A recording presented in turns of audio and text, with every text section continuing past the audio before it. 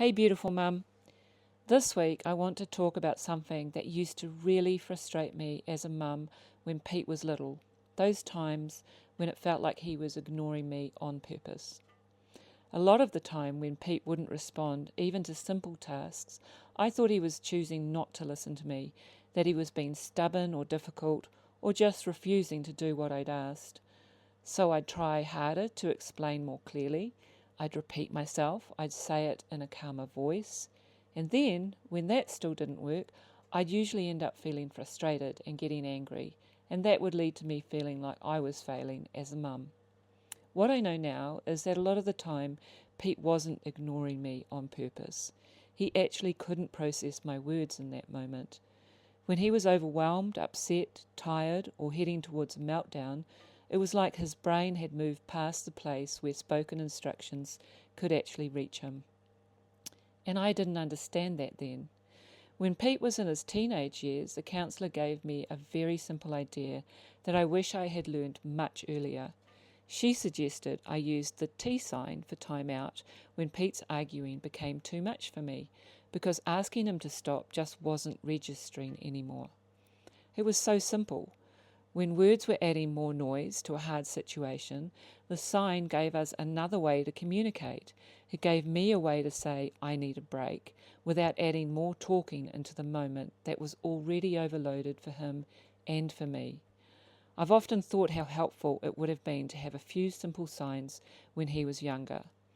Because when a child is overwhelmed, shutting down, or losing control, their ability to listen, process, and respond to spoken words can reduce dramatically. So when your child is not responding to what you're saying, it may not be because they are choosing to ignore you. They may not be able to process all the words in that moment. And for some neurodiverse children, spoken language can become especially hard when their nervous system is under stress. And the more we talk, explain, correct, or ask questions, the more overloaded they can become. That's why sometimes simple signs, gestures, or visual cues can help. And this isn't about not speaking, it's about giving your child another way to understand you when words are hard to process. So you still say the word. For example, you say stop while you show the stop sign, or wait while you hold up one finger. That way your child is hearing the word and seeing the message at the same time. And for some children, that simple visual support can make the communication feel smaller, clearer, and easier to take in. These little signs are not about replacing speech.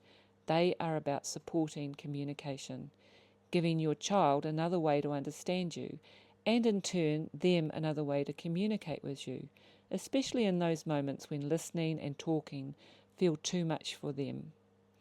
So instead of thinking, my child is ignoring me, we can start wondering, is this too much for my child to process right now? And that small reframe can help us pause before we add more words, which can feel like pressure and lead to more frustration. Sometimes the answer is not to find more words, it's how to make communication smaller. So, this week, if this feels helpful, just choose one or two signs to start with. I've created a free resource called Simple Signs to help you and your child connect. I've used Pete's favourite toy, Big Ted, to illustrate some examples and make it fun and easy for you and your little one to learn together. Teach your child when they're calm and make it playful. Then use the sign and the spoken word together during ordinary moments, so it becomes familiar before you need it in the hard moment. If the sign helps, you can share them with grandparents, teachers, or caregivers. Look, if you've been repeating yourself and feeling like a lot of the time nothing is getting through, I know how frustrating that is. Hard moments are hard because your child's nervous system is struggling, and your nervous system is probably working overtime too. So this week, instead of trying to explain more, try making one moment smaller. One breath, one sign, one word. You do not have to communicate perfectly to be a good mum. You just need to keep looking for ways to understand your child and help them feel safe enough to understand you too. So print out the simple signs to help you and your child connect. Choose one or two signs to start with and teach them to your child in a fun way. And if there's a sign that would help you and your child, hit reply and tell me what it is. Maybe it's outside, or shoes, or I need space. I'll create a Big Ted sign for you, because sometimes one small visual can make a hard moment just a little easier. And remember, Mum, you're not failing and your child isn't broken. Sometimes you just need another way to communicate.